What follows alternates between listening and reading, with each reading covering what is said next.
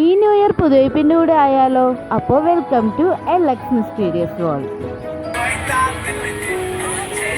സുവർണേ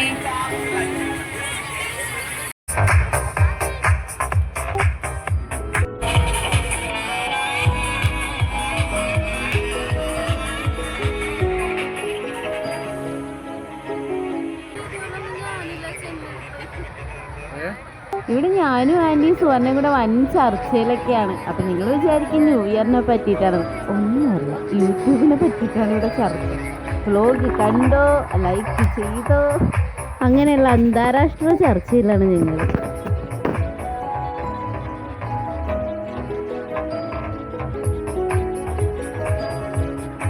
ഞാനിവിടെ background മ്യൂസിക്കിൻ്റെ sound ഒന്നും edit ചെയ്ത് കളയുന്നൊന്നുമില്ല കേട്ടോ. ഇച്ചിരി സൗണ്ട് കുറച്ചിട്ടുണ്ടെങ്കിലേ ഉള്ളൂ. എന്താണെന്ന് വെച്ചാൽ അവിടുത്തെ എല്ലാ വൈബും നിങ്ങൾക്ക് അതേപോലെ കിട്ടാൻ വേണ്ടിയിട്ടാണ് സൗണ്ട് ഒന്നും എഡിറ്റ് ചെയ്യാതിരിക്കുന്നത്.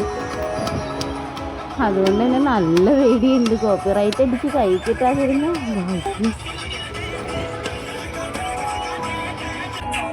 ആൾക്കാർ നന്ദി കുറവാണല്ലോ എന്ന് ഓർത്ത് വാച്ച് നോക്കിയപ്പോഴാണ് സമയം 8 മണി ആയിട്ടുള്ളൂ. പിന്നെ ഓർത്തു ഇത് വലിയൊരു ഏരിയ ആണ്. പുതുവൈപ്പ് ബീച്ച് എന്ന് പറയുന്ന വലിയൊരു ഏരിയ ആണ്.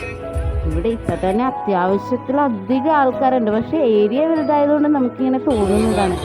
എന്നൊക്കെ പറഞ്ഞ് സമാധാനിച്ചിരുന്ന ഒരു 9 മണി 10 മണീൻ്റെ അടുത്തായപ്പോഴേക്കും ആൾക്കാരൊക്കെ വരാൻ തുടങ്ങി. പിന്നെ നിൽക്കാനും ഇരിക്കാനും ഒന്നും സ്ഥലമില്ലാത്ത രീതിയിലായിട്ടോ. എന്താണെന്ന് വെച്ചാൽ കൊച്ചിയിൽ ഇത്തവണ ആഘോഷമില്ല.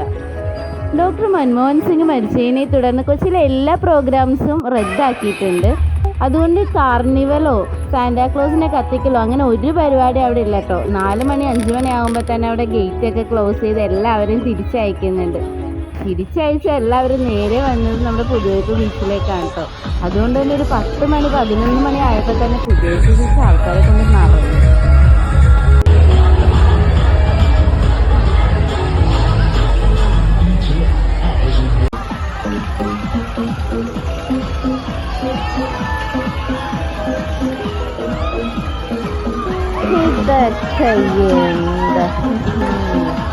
എന്നൊക്കെ പറഞ്ഞ് പ്ലാൻ ചെയ്ത് കയറിയതാണ്.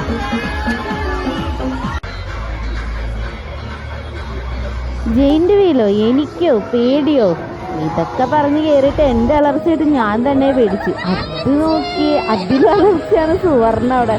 ഞാൻ വിചാരിച്ചതിൽ അയാളെടുത്ത് ചാടും, അല്ലെങ്കിൽ ആ ചേട്ടനെടുത്ത് നിലത്തിടുന്നു. അത്രയ്ക്ക് ബഹളമായിരുന്നു അതിൻ്റെ ഉള്ളിൽ.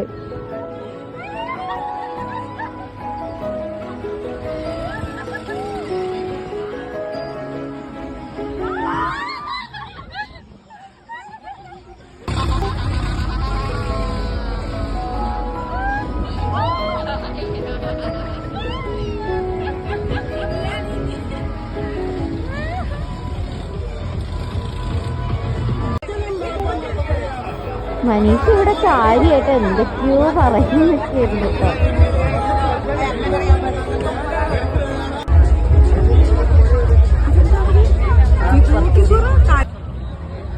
തലയ്ക്ക് ഇറങ്ങി ജെയിൻ്റ് വീലിൽ നിന്ന് ഏത് ജില്ല എന്നുള്ള മൈൻഡിൽ ഇറങ്ങി വന്നിട്ട് നേരെ പോയത് ഫുഡ് സെക്ഷനിലേക്കാണ്. എന്തെങ്കിലും കുടിച്ചാലെങ്കിൽ എന്തെങ്കിലും ഇളവൊക്കെ ആയിരിക്കും. എനിക്ക് തോന്നുന്നു ഇവിടെ ഏറ്റവും തിരക്ക് ഈ സെക്ഷൻ്റെ അവിടെയാണ്. ഇവനവിടെ റാൻഡമായിട്ടാണ് കേട്ടോ. അവനവിടെ മണ്ണിലൊക്കെ കുഴിച്ചൊക്കെ ഇടുന്നുണ്ട്.